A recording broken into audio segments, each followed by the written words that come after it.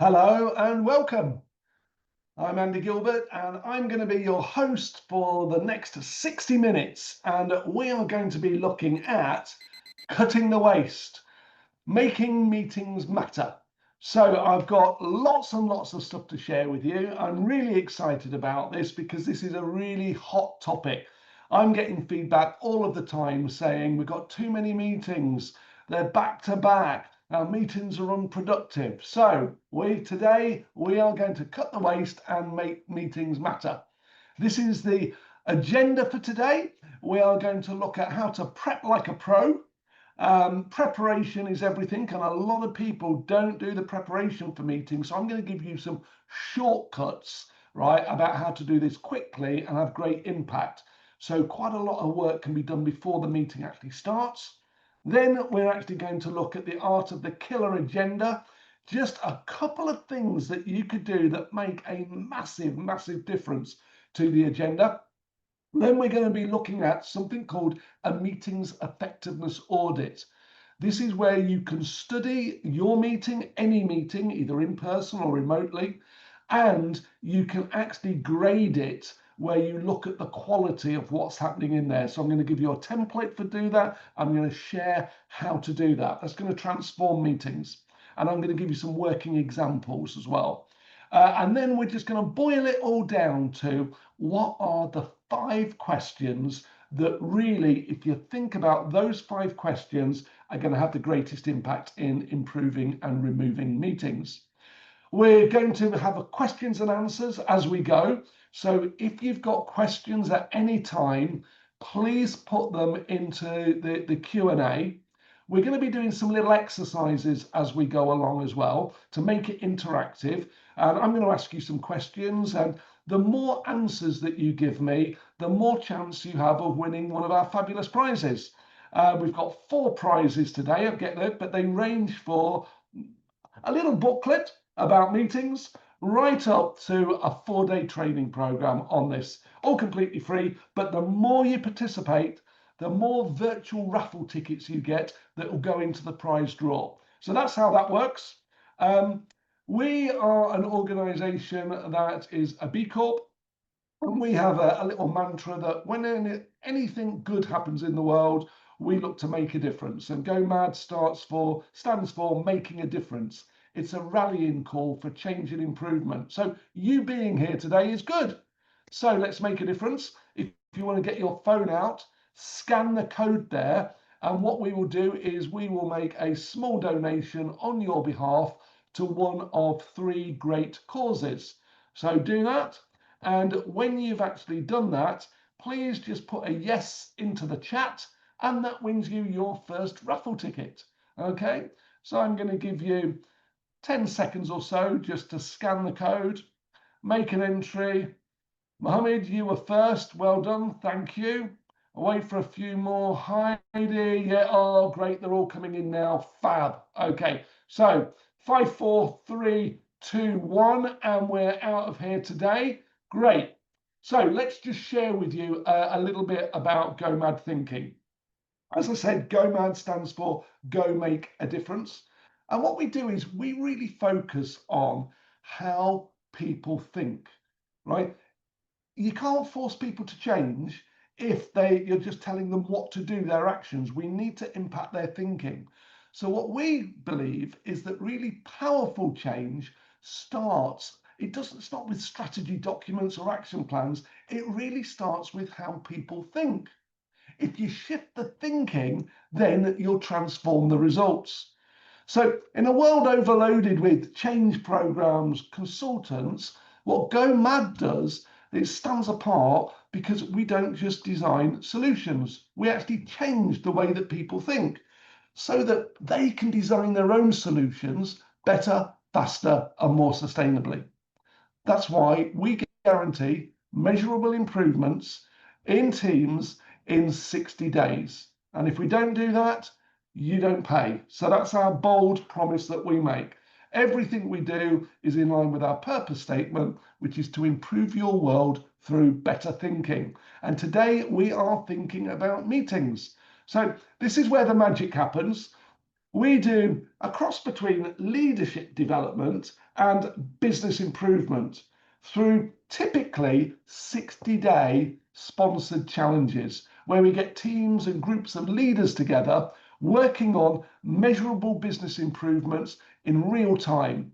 Now, how does that work? Well, it works with these two frameworks. 7 key principles for making a difference, a framework for personal, business, team success that can be applied at any level, and a framework for how we think effectively.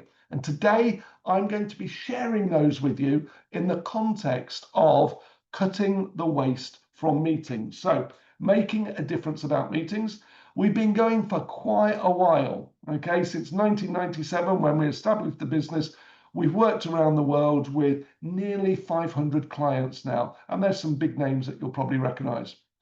A little bit about me, Andy. I am the managing director, founder of Go M.A.D, chief thinking engineer, and I spend most of my time researching, writing, designing programs, building software. I love to analyze complex things and make them simple. Those are my 6 most popular books. And today we're going to be focused on this one, managing meetings effectively. Okay, so what's in this?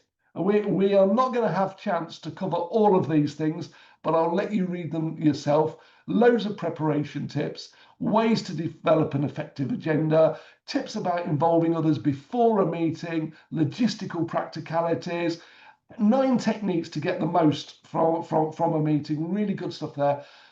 Starting a meeting, making an agenda more productive, group dynamics, we'll do a bit about that, allocating tasks, action planning throughout the meeting and when we get to the end, and then 3 important things to do after. So that's what we're going to be covering. Okay, not all of them, but we'll get through as much as we can. So here's a quick poll for you. I do a lot of webinars, and some people have been to them. We've done training around the world. I'm just going to invite you to share with me what your current level of knowledge is about the Go M.A.D methodology. So if you could please vote on that, that would be really helpful. Okay, I just want to make sure, yep, that's fine. And then what I'll do is when we've got 80% or more people have voted, I'll share with you, because this just gives me a flavour of what sort of level of experience we've got here today. So 81% people, great. So we've got 48% have attended a previous webinar. Let's just share the results there. Or we've got 23% have watched one of my TEDx video. Great, you know the basics. 38% have completed a day, and we don't have any license. We license our methodology out internally for large scale changes. We've got no facilitators on today. Okay, that's fine. Great.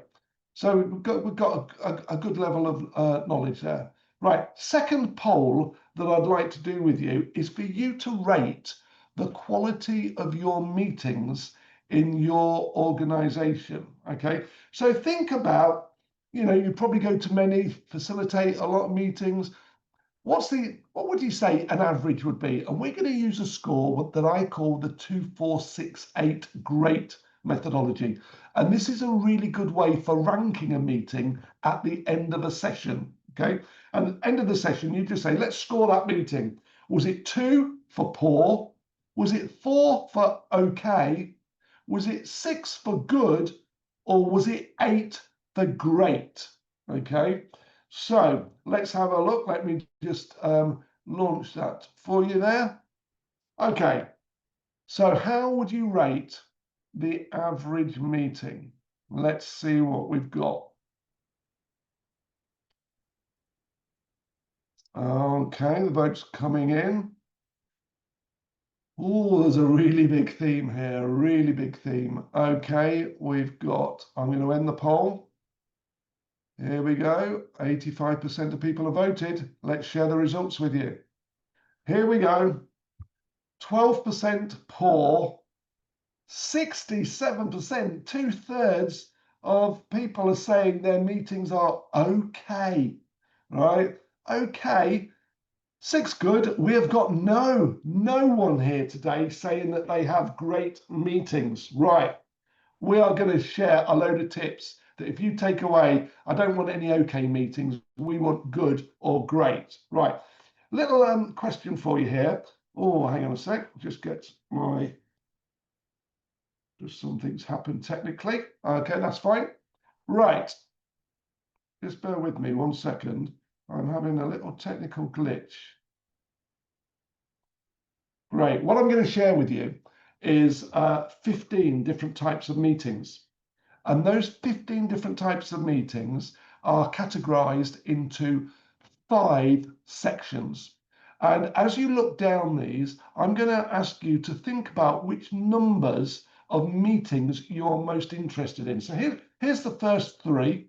These are all meetings to do with information sharing and alignment. And for the purpose of this webinar, so you get the most out of it, I'm going to encourage you to focus on just 2 or 3 different types of meetings. So it might be one of those 3, or it might be the next one, all about decision making and problem solving meetings. Which of those would you most like to get from okay to at least good and hopefully great?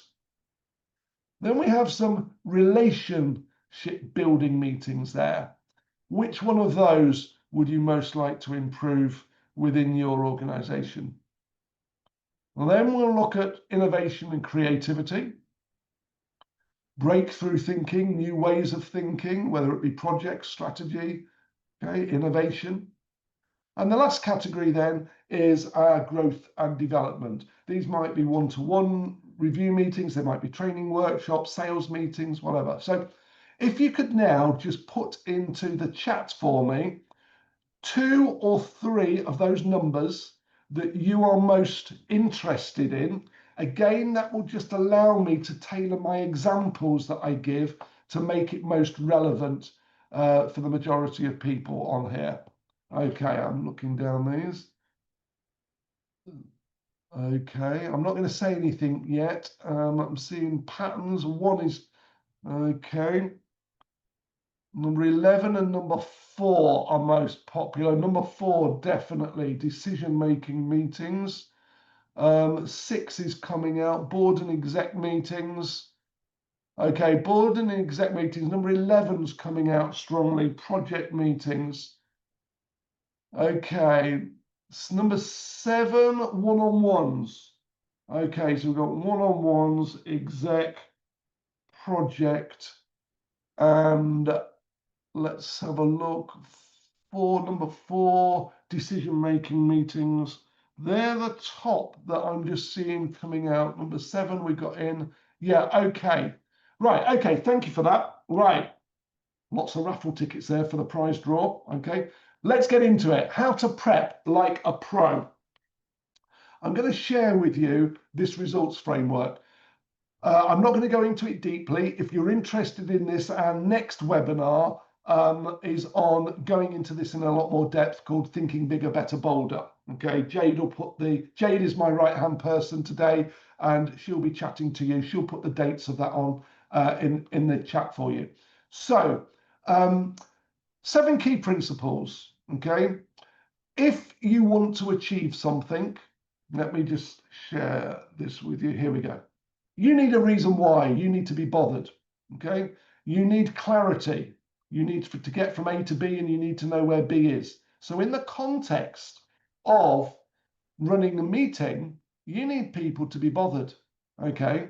What's the purpose of this meeting? The reason why for it. Okay.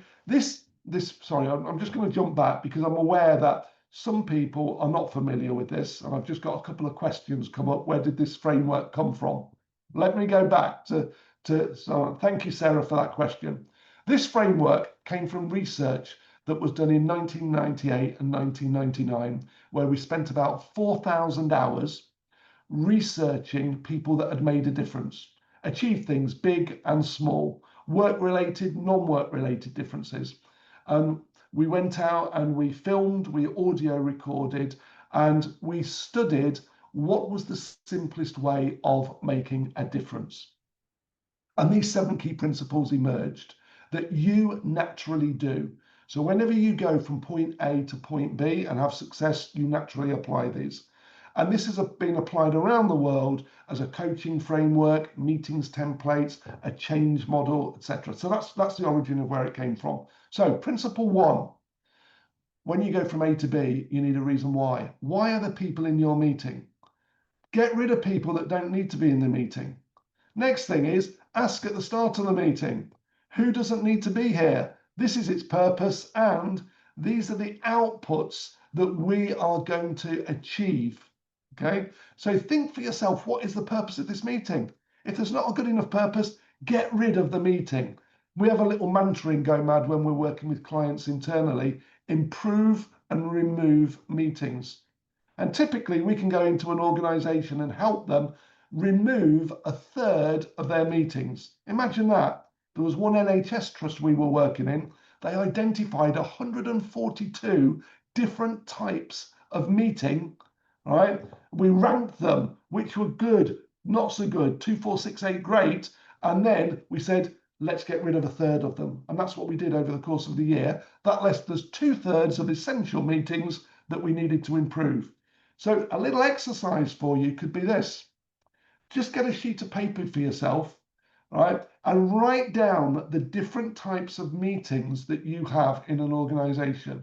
For yourself, maybe for your team, right? And then just go, which of those need to be removed? If you use the 2, 4, 6, 8 on them, which are poor or okay that could be improved? Define a goal for yourself about doing that. This is how you use the framework. Check your self-belief that it is achievable within the time scale that you have allotted for this meeting to achieve those goals. How achievable are they? So, we're not kind of getting a plan of how to get to Mars by the end of this meeting. What can we achieve within the time frame, the resources, the people, the technology we have available in that meeting? So this is what we're assessing. So once we've got absolute clarity, laser-like focus on what this meeting is about, we're really asking ourselves, how will we measure the success at the end of that meeting or throughout the meeting to know that we've achieved these smart, measurable, deliverable objectives or goals? Okay, that's what you should be laser-like when you're preparing for it. Then we can do possibility thinking. You know what you want, what you really, really want, and you've checked your belief it's achievable. You start asking yourself, how can I possibly prepare for this meeting? And we use a pack of cards. And in this pack of coaching cards, we have hearts, clubs, diamonds, and spades. But let me just share a few of them with you here. The hearts, right? Here we go. I don't know if you can see that. What possible tasks? What possible resources? Reasons to involve people? So you can go through a whole toolkit looking at the obstacles to the meeting, the risks and implications for that meeting. You can look at the assumptions you might be making about that meeting. And if you're doing that preparation for yourself, then you can start to say, what are my priorities? The things that I'm going to do differently in this meeting. This is all about preparation. Okay? How will you involve those people in the meeting and get them to buy in? Right? Who's going to take personal responsibility for what in the meeting, even arranging the meeting? And then when you've done that, you've done your thinking and your planning, you've got your priorities, you take action and you start the meeting. So if we go mad about preparing and running meetings, to prepare the meeting, we're actually using these key principles, building our self-belief that we can achieve it.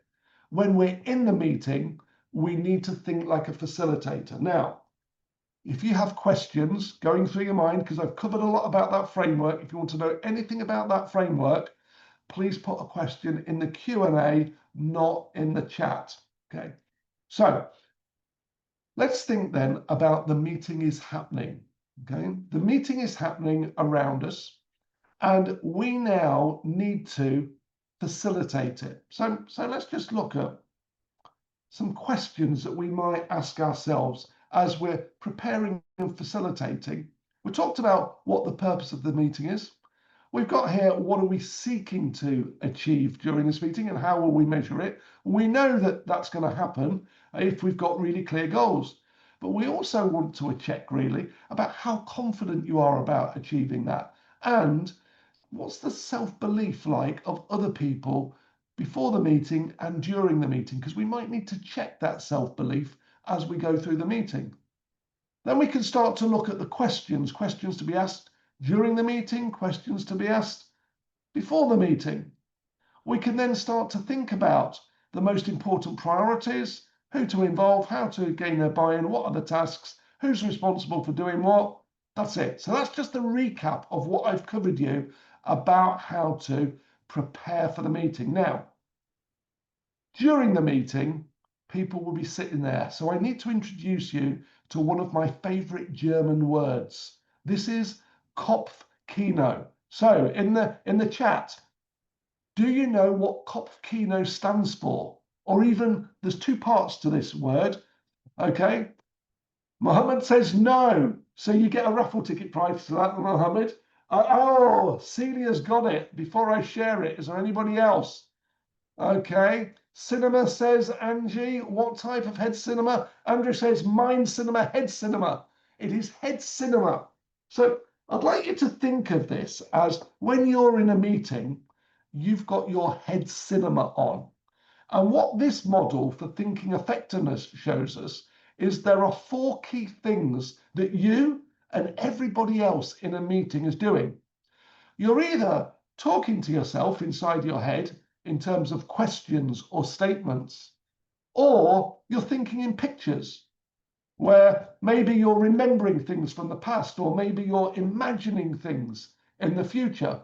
Those 4 elements make up your head cinema as you're there in the meeting, remembering, imagining, talking to yourself, obviously talking out loud at times, but asking yourself questions that are asked either during the meeting or questions that you're going, oh, how long is this meeting going to last? Now, this head cinema could either be a really helpful movie where the meeting is good, it's great, things are going, light bulbs are going off, actions are being formed depending on the type of meeting, or this could be the most slow, dullest movie in the world. And if you're thinking it, what do you think the other participants will be thinking? So, how do we use this model to prepare and use to facilitate during meetings? Now, before a meeting, I would encourage you to focus on the goal of that meeting and just ask yourself, if I only have a limited amount of time, what is the right question to ask at the right time for that group of people in the meeting? And which of those questions could go on to my agenda to make it a killer agenda? So for example, let's suppose that you've got a topic and that topic is solving a problem. One of the areas that you said was about decision making. So we need to make a decision about X, okay? You typically, most agendas are written in statements, but if we could include at least 2, preferably 3 questions in a meeting, those questions could be to focus the mind, get clarity about decision making. It could be to assess something, or it could be to open the mind to possibilities. We could put, for example, in there a question that says, how could we possibly overcome the obstacle of X? Please write down 20 answers and bring them with you to the meeting. And if you put that on a meeting agenda, just imagine the impact of people arriving to a meeting with 20 answers. We call this the 20 answer technique. And in our pack of cards, it's actually the Jack of Diamonds. Let's look at Jack of Diamonds, how to turn a problem into a solution, right? You turn the problem into a question, write it down 20 times, okay? So question, 20 statements, and you will unlock things. Imagine you've got 10 people in that meeting. You've now got 200 possibilities at the start of a meeting about how to solve something that is a key agenda item and make priorities. So killer agenda has got the purpose, it's got the goal, it's got at least one possibility question related to achieving that goal. And there might be a couple of questions about clarity around there or assessment of priorities. Okay, so tip there. Let's move on. Now I want you to think about during the meeting. During the meeting, people are going to have a mixture of thoughts going through their head. Just as you've got a mixture of thoughts going through your head as you listen to me and we interact during this session. Those thoughts are either going to be helpful, hindering, or a mixture of both.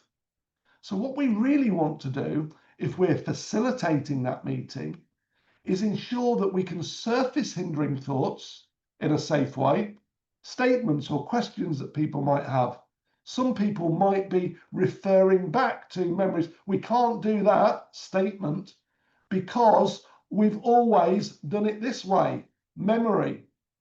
We might want to influence in going, well, how could we possibly question about the future? So we have these 4 elements in our head that we can basically manipulate by asking better questions, remembering different things, imagining different things, and talking in a different way. So let me just give you an example of this. We're going to come on later and I'm going to show you a meeting effectiveness audit. But the whole principle of what we want to do here is assess what is the quality of the questions and the statements, the dialogue that is happening during this meeting. And you, if you're chairing or facilitating this meeting, are totally responsible for enabling great questions to happen. Okay, and recognizing the hindering thoughts that people might have in their head and reducing those. So we're going to look at exactly that, removing wasteful questions and reducing the hindering thoughts. Here we have point A. Point A is the starting point, let's suppose, of your meeting. Point B is the goal that we want to achieve by the end of that meeting. The quickest way from point A to point B is a red line. And on that red line, what that means is you would have helpful questions, very lean and efficient. That is an efficient process, isn't it? And if you know anything about lean as an improvement methodology, you know that it's about the elimination of waste from a customer perspective. So if you were designing a service, you would have a lean methodology with no waste in it at all. If you were producing, manufacturing something, you wouldn't put rubbish processes into your manufacturing process, would you? So let's just look at the process of a meeting. If we want it to be lean, full of helpful thoughts, what we would have is we would have a high quality question that's very relevant to helping us move in the direction of our goal. That question would be based around the 7 key principles framework that I showed you earlier about helping people get clarity, explore the options and possibilities, prioritize, make decisions, take responsibility. It would include statements where people didn't wander off the topic. Okay, it would include the most relevant, most helpful memories to get people to take that learning from the past. And it would contain helpful imagined futures where participants in that meeting imagined the successful steps that would be taken. That's the theory. Here's the reality. What happens is the blue line. It goes all over the place. We might start off here, right, with a really helpful question, but then somebody makes a hindering statement and it takes us into a hindering memory.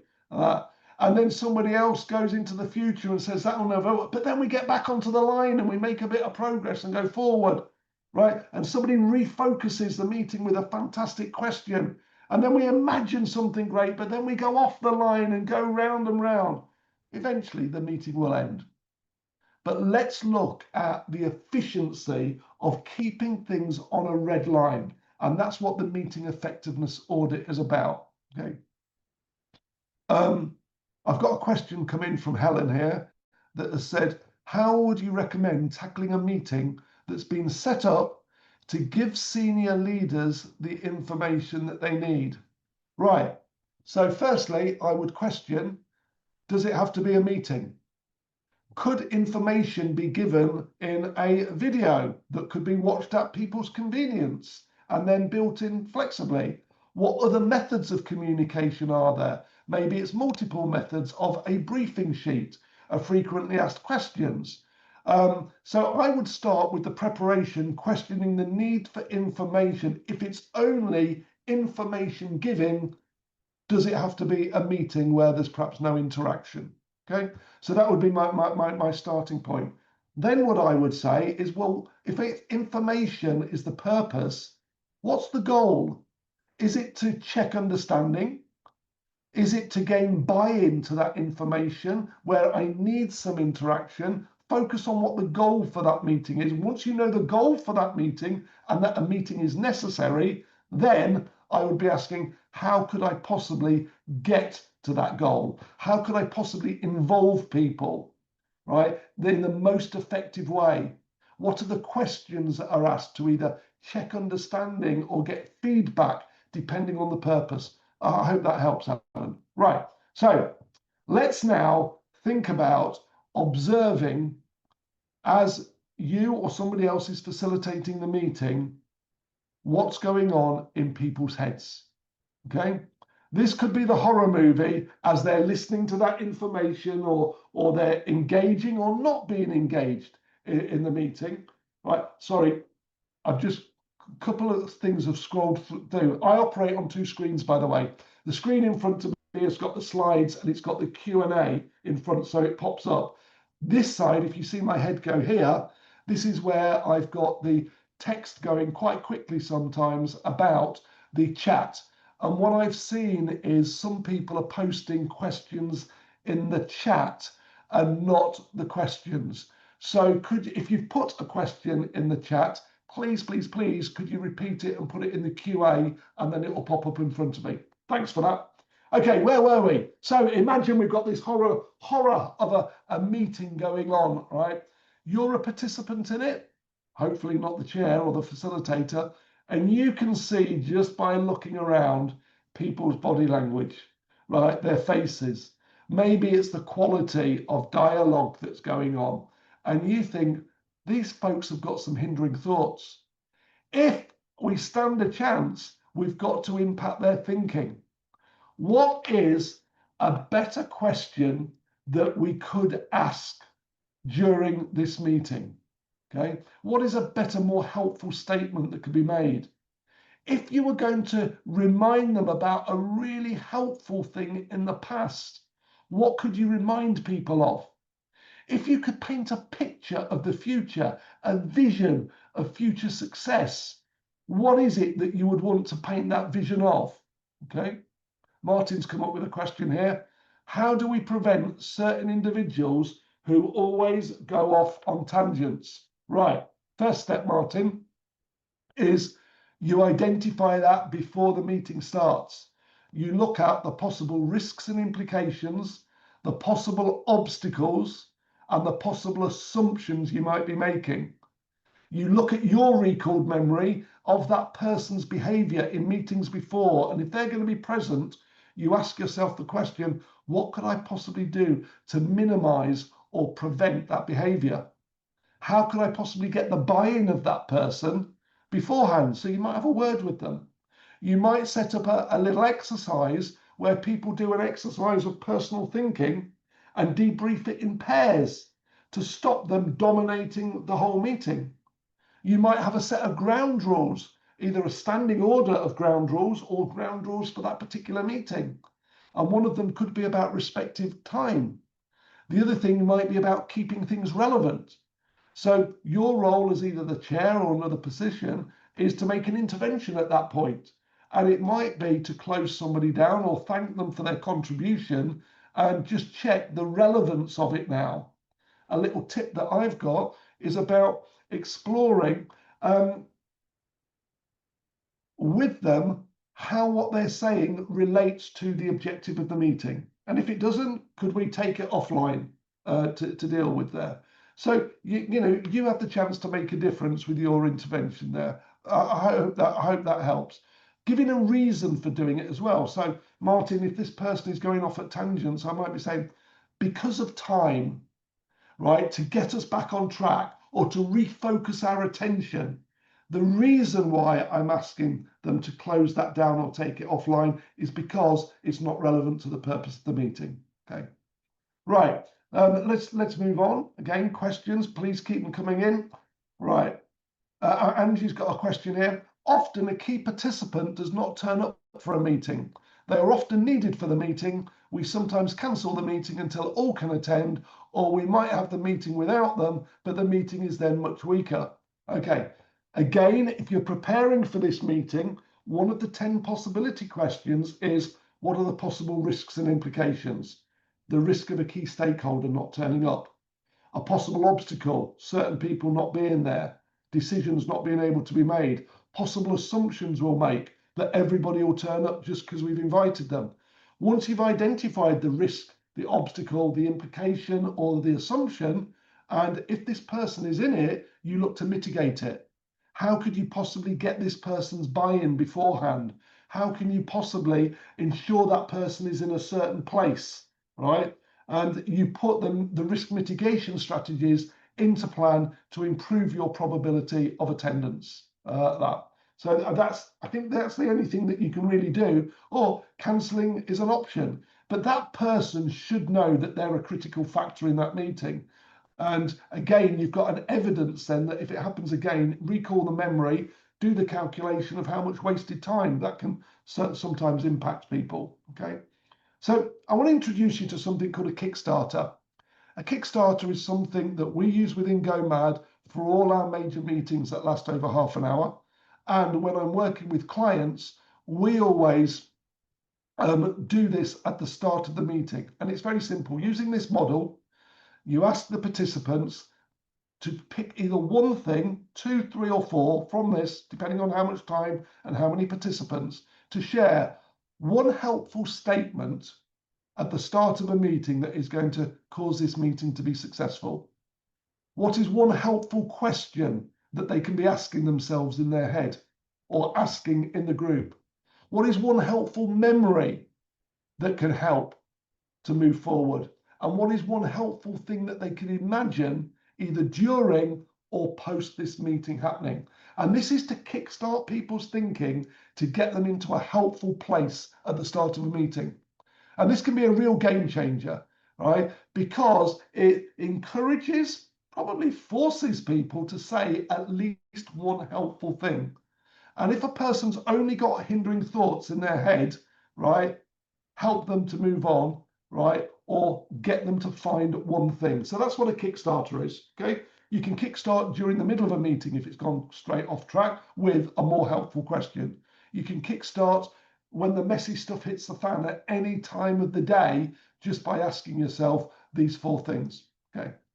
Now, with that in mind, a little story of a client that was working with us where we were brought in to facilitate some team dynamics.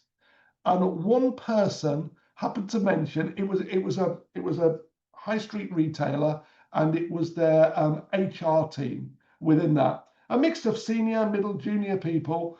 And this one person said, "We have the most boring meetings in the world." And I said, "Okay, is that a helpful or a hindering statement?" She said, "It's a statement of fact. Based on my memories, we have the most boring meeting in the world." I said, "Well, if you carry on saying that, nothing's going to change." So here's a different question. How could we possibly have the most interesting or productive meetings in the world? And we played with it as an exercise. And we used this framework, all right, here, the thinking effectiveness model, and we looked at every aspect of a meeting, and we said the statements start with the agenda. If we were to not have agendas in this most boring meeting in the world, and we had the most exciting, dynamic meeting in the world, what would it be? And one person said, well, it wouldn't even be a meeting, it would be a party. Okay. And what would the agenda be? The agenda would be a party invitation, and it would tempt people to get there with the promise of what this meeting or party would contain. Would there be games with prizes? Would there be fun, balloons, food, music? Who knows? So anyway, for their next HR meeting, it was the best party in the world they ever had for an hour. They got their business done, but they turned their agenda items into games and questions and gave points and prizes. They had food on the table in the form of chocolate cake, okay? And everybody, and there was balloons, and everybody went away with a goodie bag. This was an amazing recalled memory for that HR team that they spoke about for years to come, because they had gone from having the most boring meeting into the world into the most incredible HR party in works time whilst getting business done. We actually ran that meeting at our headquarters premises, and we went and we raided the cupboard for what could make it interesting. We had balloons in there, we had streamers, right? We went out, we got a cake, but we also found these animal masks. So they prepared for this meeting, and one of them was with animal masks, right? Where they could mask and act in a different way. So this just shows what could be done with a bit of different thinking. Right. Question coming from Helen. What do you recommend when people arrive late and or leave early? Well, I anticipate that, and if they're key essential people, I will ask them to stay. I will look maybe in the ground rules, not allow them to enter. This meeting starts at this time. By 3 minutes past, if you're late, there's no entry. That's it. Block them. Especially if you're doing an exercise and they're doing that, that would be one thing. If they leave early, if they've got a genuine reason and they've got the courtesy to let me, if I'm chairing it, know in advance, I will signpost to the rest of the group that somebody's got to leave early. That's fine. If it's on a Teams meeting and people are going in and out, I'm having meetings at the moment with, we're doing some AI development in India with a global consultancy that we're partnering with in developing Go M.A.D AI. And they have had a culture of switching off their cameras, and they're working on multi-screens at the same time. The meetings I'm in, we have a ground rule that we see people's faces, or else you don't come to the meeting, right? Courtesy and politeness, reading the body language. It's how you set the ground rules up would be my key there. Okay, let's go on to meetings effectiveness. I'm going to show you now a grid, then we'll look at an example of how this is completed. How to audit the effectiveness. Now, I need to share with you some terminology here. You'll see along the top here, down the left, we've got the agenda items for that meeting, okay? In this case, we've got 5 agenda items, and we've got various columns here. HQQs stands for high quality questions. LQQs stands for low quality questions, okay? High quality questions have 2 purposes. They're either designed to focus your mind, okay? This could be about clarity. This could be about priorities. It could be about data, okay? So we could be about assessments of achievability. These are questions to focus the mind. Questions to open the mind are possibility-based questions like, who could we possibly involve? What are the possible risks and implications? How might we possibly overcome them? Okay, so different purpose. It's not about open and closed questions, because these could be all open questions, right? And some closed questions for the focused mind. Leading questions is a low quality. This is where we might say, don't you think it's important to? Which means I think it's important to. Or it could be, do we all agree that X is a priority, which is leading them to do that? Multiple questions is where the person asking it is on a stream of consciousness, hasn't thought about the question, and one question follows another question. Okay. Sometimes this can be 4 or 5, and typically people only answer the last one. Okay. Suboptimal phraseology is where, take self-belief, for example, a good question might be, and I might use a post-it note in a meeting and say, could everybody, or we'll do it in chat if it's a remote meeting, could everybody please put a number into the chat and only press send when I say, or everybody hold their post-it note up at the same time. What is your current level of self-belief on a scale of 1 to 10, 1 is low, 10 is high, about the achievability of this goal? And everybody would give a number. That is a high quality, focus the mind question, and it would be logged in this box. A suboptimal phraseology would say, do you believe that it's achievable? Yes or no. Okay. Whereas using a scale of 1 to 10 is more optimal phraseology of that. So that's an example there. Helpful praise statements or hindering critical statements, we can monitor the balance of those. And questions or statements offering support, easy, like, what could I possibly do to help? Or, who here can offer support for so-and-so?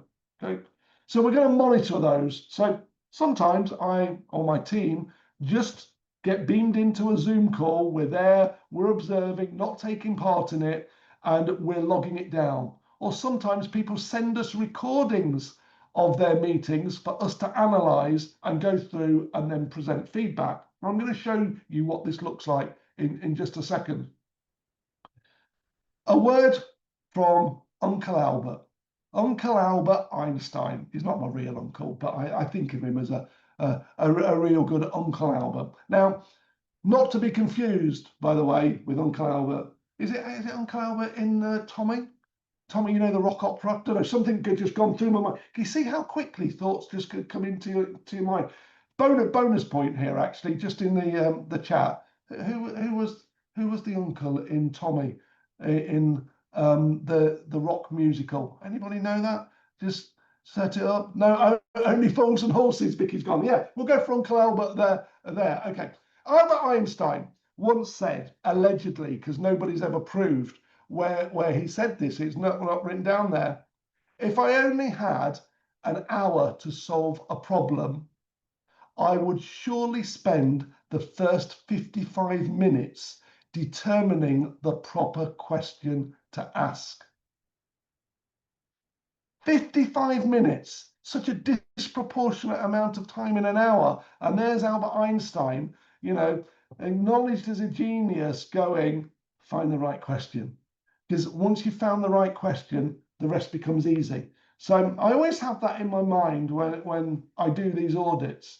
And I was doing an audit for a bank down in the City of London many moons ago.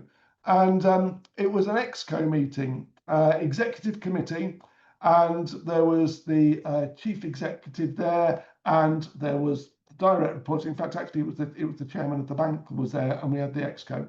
And I was just the observer, and in that first 2 hours, there was 26 questions asked, and I was writing down all these questions. And I had Albert Einstein in my mind, thinking, how many questions would Albert approve of?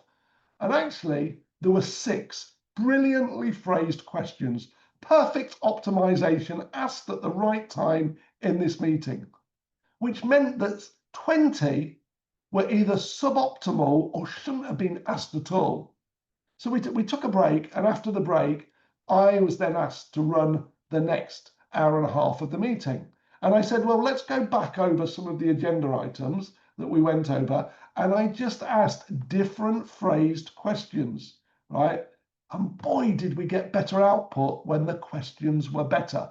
Now think of the ripple effect of that. From that ExCo, those 10 people or so going out into the organization, having done better thinking, and the ripple effect could be massive. And this is why questions are so important. So I'm going to share with you now, this is a real example done with a hospital. And it was a performance and accountability meeting where we had the executive committee, where we had six people on one side of the table, which was the group exec, and we had 5 people on the other side of the table in 90-minute rotations for these 4 different divisions of the hospital. FWH is Family and Women's Health, Surgery, Clinical Support, and Medicine. Those were the 4 divisions. In total, there was about 6,000 people working in this organisation. And this is the analysis that we did. So for 90 minutes, here we've got Family and Women's Health. There were 11 questions to focus the mind. Now, this was a performance and accountability review, so I would have expected the majority of questions to be about clarity and focus on performance, okay? But there were no questions to open the mind to possibilities. There were 2 leading questions, 3 multiple questions, 10 questions with suboptimal phraseology. So we're wasting time here. This is the waste. Lots of praise statements, couple of critical things, and plenty of support. Okay, quite reasonable. Now let's look at surgery. 14 questions.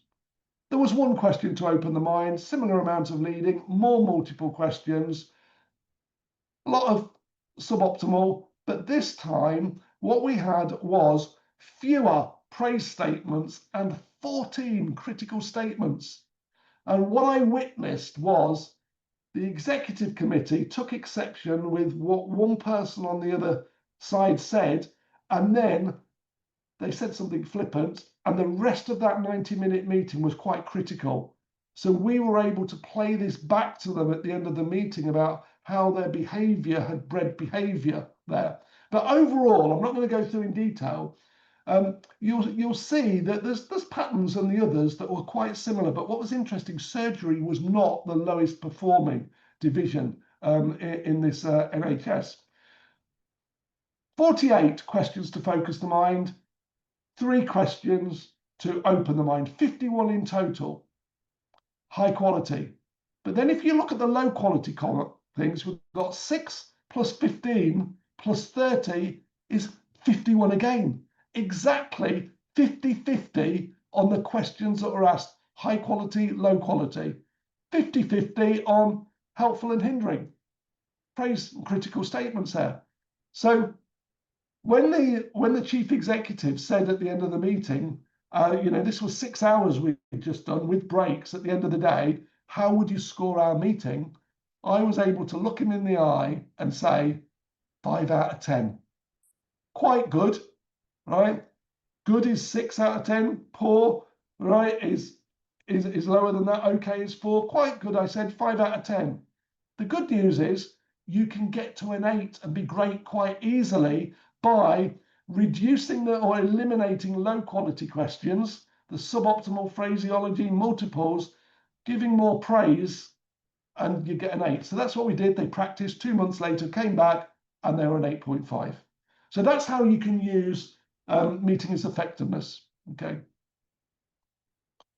Right, I'm going to go through 5 quick things to improve and remove meetings. Then we're going to go into questions and answers at the end. Here we go.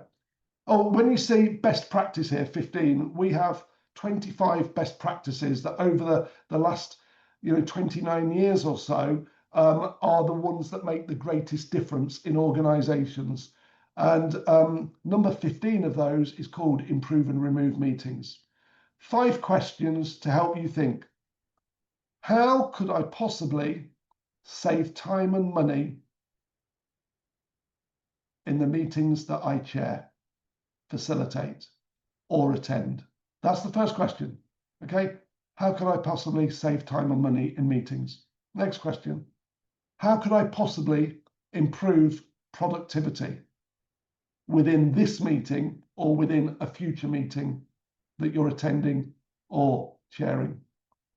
How could I possibly create breakthroughs in the way that people think? And again, that will be through possibility-based questions. How could I possibly engage team members in a different way? How could I possibly remove the waste? Those 5 questions are my gift for you today to take away and think about in the context of your meetings. So we come on to questions and prizes. We've got 5 minutes left. Let's have a quick look. If you've got a question, please put it into the questions now for me. I've got a couple of them up front, which we'll deal with. Managing meetings effectively. Okay. If you want a copy of this book and you don't win one as a prize, you can scan that QR code now. It will take you through, and I believe Jade will put a code in there for you for we'll give you free postage on this or a discount on it. So that's that in the context of today. One person will win a year's subscription to our Think On app for leaders. If you would like to be in that prize draw, please just put T/ON in the chat and you will be entered into that draw. It's got all the coaching cards in it. It's got loads and loads of content. It's got 2 digital programs for managing change and coaching skills. That's the best of the content we've got. 105 bite-sized chunks and notifications. That's our Think On app. If you want to Think On app, enter that draw. Just please put that in the chat now. One person will win a 30-minute tutorial by one of my team to design the right questions for a really important meeting or workshop, a one-on-one coaching session to get that. If you would like that, just put 30 in the chat. If you're interested in a half an hour, right, and we will enter you into that draw to win that from one of my thinking engineers, we call them. One organization will win a meetings effectiveness audit for a maximum of a 90-minute meeting, right, where we'll attend a live or on Zoom, and we will do that, and then we will do 30 minutes of feedback to the participants. If you want that, put audit. Audit, if you want to be entered into that draw. So we've got Think On, we've got the 30, or we've got audit, if you want a meetings effectiveness audit to get the feedback to develop. And now we're going to do a live draw. Okay, everybody's entered into this, and this is what your raffle tickets are for. Please can you put a number between 1 and 100 into the chat, and the first number I see will be the draw. 22. Jade, please can you draw out the 22nd contribution today, please, and that person will win that. If you're interested in a discounted place for that program, I'm happy to offer a discount as well. Just put SFT if you're interested in a place for that, and we'll offer you a discount as a thank you for being here. So SFT for that. Right, now we're on to the questions. Right, any hints or tips to manage distractions, e.g. in meetings, people multitasking, checking email, etc. Thank you. Anita, yes, my biggest tip, ground rules. At the start of the meeting, here are the ground rules for the meeting. Please, can we be fully present? If you don't want to be fully present, exit yourself for either part or all of the meeting. That's simply done like that. Absolutely. Okay. Mohammed's put, how do you rate this? I'm not sure what you mean by this. If you mean this session here, I can't really rate it. That's for you to give me feedback. Now, it is a meeting of sorts. I know I haven't encouraged you to engage with me directly through that, but I have given you the opportunity to ask questions, to chat with me on that. Meetings. How would you rate this meeting? If today was a meeting, I would rate it, the interaction has been really great today, loads of great. I'm not going to, I'm going to ask you as a participant, give me feedback. 2, 4, 6, 8, or great. 2 is poor, 4 is okay, 6 is good, 8 is great. Please put that in the chat and I'll let you know the theme that's coming back, Mohammed, on that. Okay, now it's the time for the draw. Jade, are we ready for the draw? That's the questions that I've got. The winners, hang on, the winners are Felicity Jones from Weetabix. Well done, Felicity. You got that. And also we've got, oh, James given a second place away. James Pill-Waring from Yeovil College. So James and Felicity, well done. You are our winners. We will be drawing the other ones because we're out of time based on that. And we will let you know if you're a winner from those that said that they wanted the other things. Great. Anything else, please put it, if you want to put some feedback in. Oh, by the way, Mohammed, it looks like most people gave me an 8. I saw that you gave me a 6, which was good. Most people said great, and a couple of 6s. So that's it. I'll take that. Thank you very much. As my mother always taught me to say, thank you for having me. As my father always said, go forth and make a difference. Thinking, purposeful meetings, take action on them, use that methodology, you'll get the results. If you're not, do some better thinking. If you want to join it all up together with that framework, we will share with you the best practices to do that. Here's the next session that we're running. Friday the 17th of October, I'll be going through those 2 main frameworks in greater detail. You're welcome to join us. Jade will post the details to you. Over and out. Thanks for being here. Have a great weekend. Cheers.